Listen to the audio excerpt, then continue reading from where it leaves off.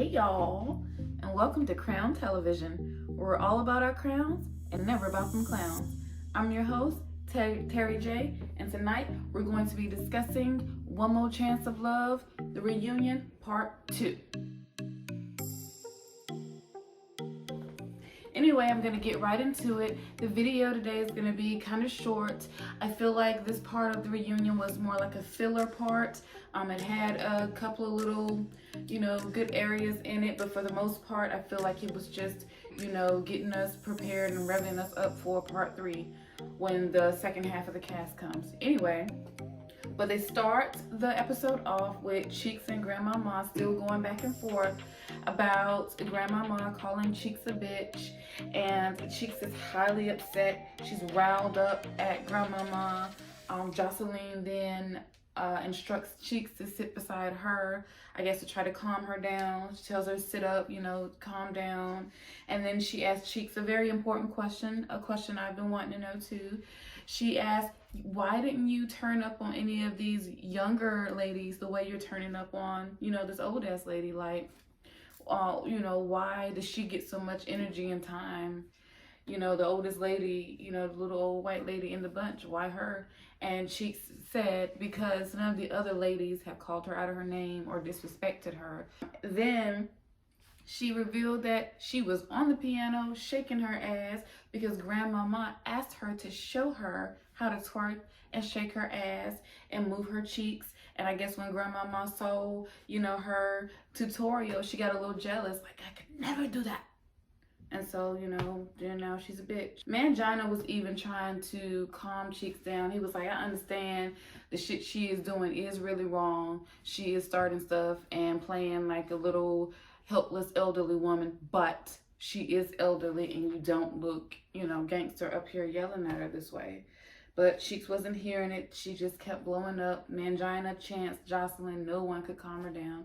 They took her to the back, to the bathroom area, and she said, even when we're home after the show and we're doing things on social media, this lady keeps trolling me on social media and she has no idea what my life is really like. Yodeler tells the story about how she was at Cheeks' job, because Cheeks still does have to strip. She wasn't able to branch off and do other little side things and make a brand for herself like some of the other ladies just yet. So she's still stripping. And Grandmama was making comments, and it was making Cheeks very upset because she said, you really don't know what's going on in my life. And I felt like there's something else going on with this young lady that's dark and deep.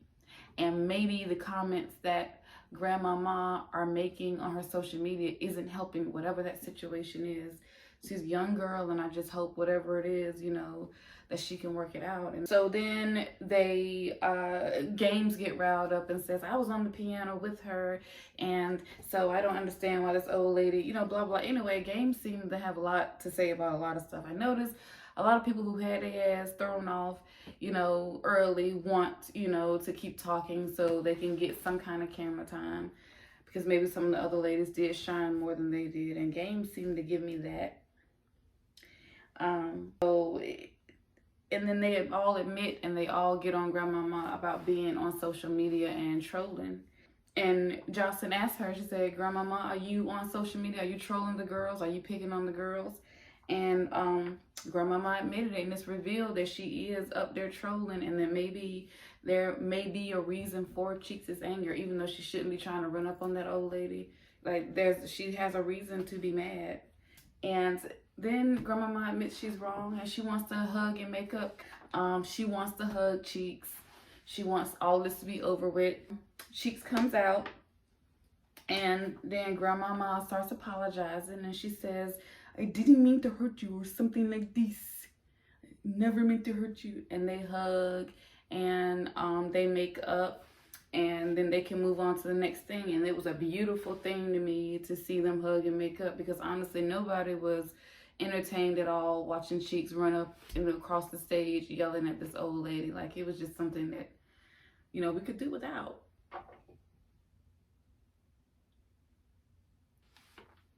Then they get to Secrets, who looks amazing. She's absolutely beautiful. She has on a sparkly pantsuit. And I'm gonna tell you, I love a pantsuit and I love sparkles. It was a silvery, sparkly, like can't miss her disco ball looking ass. Only thing I didn't like is she had her hair curled. I don't know if it was some Shirley Temple curls that maybe she should have pulled out to have more bounce and more volume, but she didn't pull them out. They was just hard. Like, she asked her grandma to curl her hair before she went to the reunion, and grandma got that joint tight, like Sunday school tight. That's the only like thing about her outfit I didn't like. No one can put a finger on her. She just sits there like a little Gabrielle Union looking like. She's just like,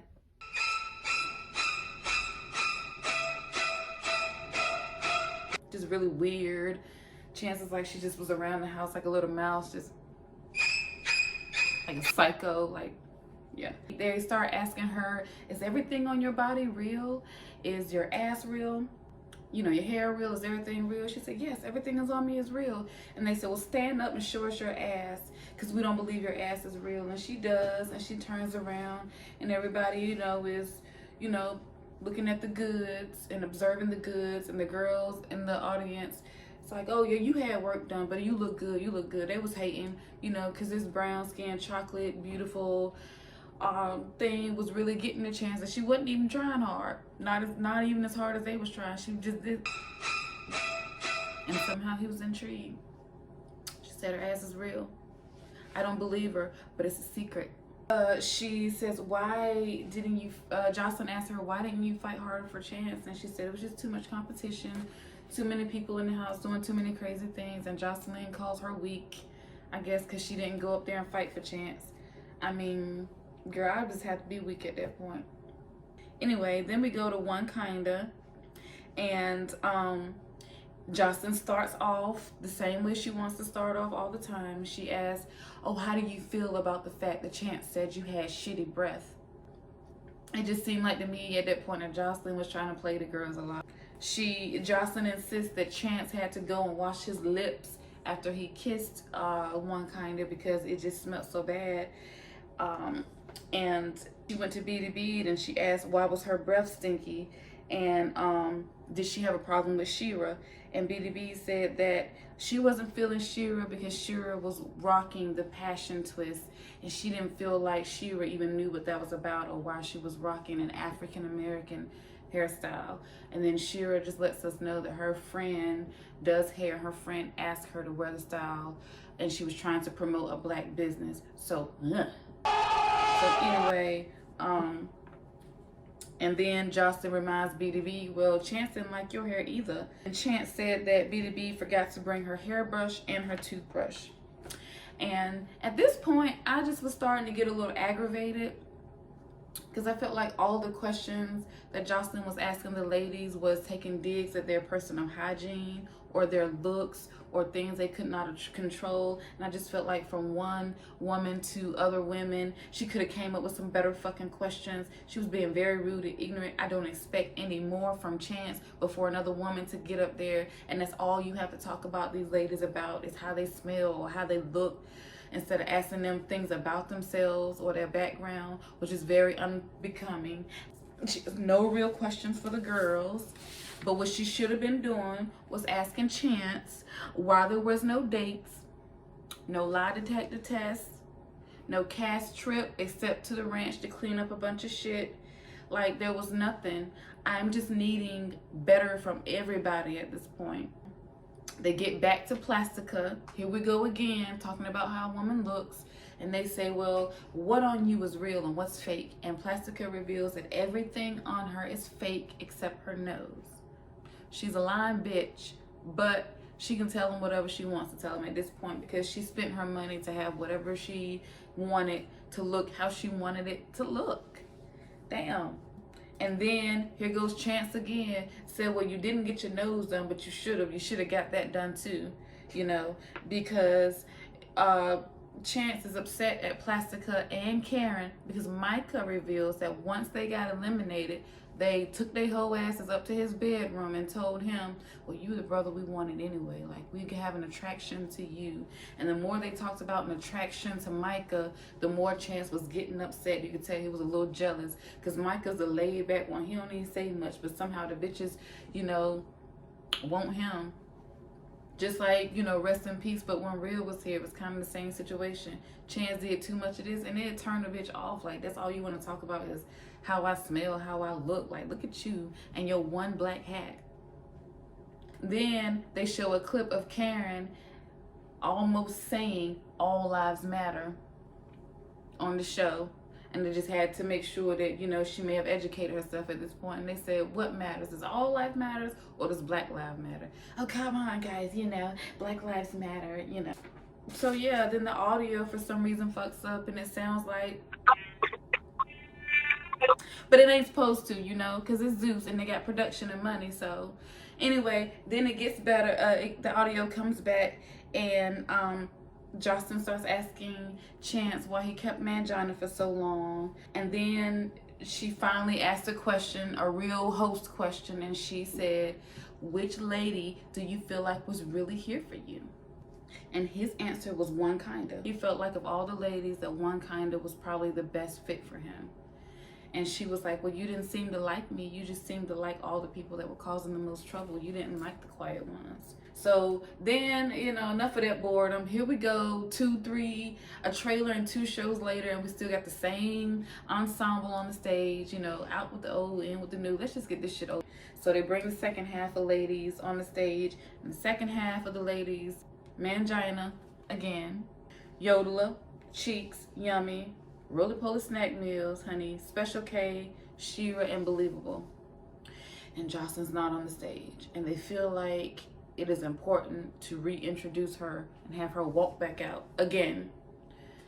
And she was like, oh, y'all some hating ass bitches. I'm just like, no, I just hate you. She asked Mangina, like, why are you back? I'm sick of looking at you. And Mangina said, I'm sick of looking at you too. I'm back because I was a fan favorite, and the show would not have made it to where it made it if I had not been on it. And that's when Roly Poly Snack Meals came in hot and was like, who? You a fan favorite? Zeus? Y'all better tell him who's here from Zeus. Tell him who the fan favorite is. So they get back, they get into an argument back and forth. And what I'm feeling like is that Roly Poly may have an understanding that she is the fan favorite. And so maybe that's what the argument was about. Roly Poly insinuates that even Mangina has a smell, honey. Smells like a man, just smells bad. And Mangina's like, so what? You want to smell this pussy? You want to smell this pussy? Ain't no pussy nowhere. But do you want to smell this pussy? I'm just like, I can't even stand it no more. I'm just like, you know, wrap this shit up. Like, I can't. So then Jocelyn starts asking Yodeler questions, and she said it was said several times that you have 6 and 7 men. Do you have several men? And do you have a pimp? And Yodeler seems calm. No, that's not true. None of it is true. We found out that it's not the truth. Like, you know, it's not true. And here comes Roly Poly Snack Meals. Bitch, yes, it is true. It's true. Because when we was at Jamba Juice, I don't want to say the N word, but the guy stepped out of the car and grabbed your little skinny neck. I guess whoever was at Jamba Juice, like, grabbed her at the throat, by the throat, one of the boyfriends. So maybe that's why we don't know. Is it a boyfriend? Is it a pimp? Like, sure hell ain't your brother. None of my brothers choked me. Yodeler, you know, when her legs start shaking and she starts shaking, you know, she get mad. So she got mad, get up, run up on Roly Poly. They fighting, his chair's flipping over, his wig's being grabbed. And this is what I needed. I needed them to fight for a good little while, just to get it out. Because you know what? Sometimes that's what you need. Back in the day, when me and my siblings couldn't get along, hell yeah, my mama took us in the back. Y'all ain't gonna break shit in my house and let us square up just to get it over with, get it out. Because all of this, you know, energy is just, you know, holding shit up. They fighting. It looks like a good old brawl. It's the end of that show. They show some clips for the next part of the reunion. The next one. Part 3. It shows Special K saying that she's not here for Chance. It shows Games and Roly Poly about to fight and get it in. Why Games is in so much shit and didn't stay on the show but 2 seconds, I don't know. But I mean, you gotta get it in somewhere. Anyway, then Yummy Ho ass gonna try to talk about how she was concerned about the allegations that Chance was gay, and that's why she maybe, you know, curved him a little bit. She's just trying to find an excuse because she can't come out and say, yeah, I'm just a fucking hoe and I got busy and never got a chance to spin the block. So yeah, that was this filler ass reunion. Wasn't much to it.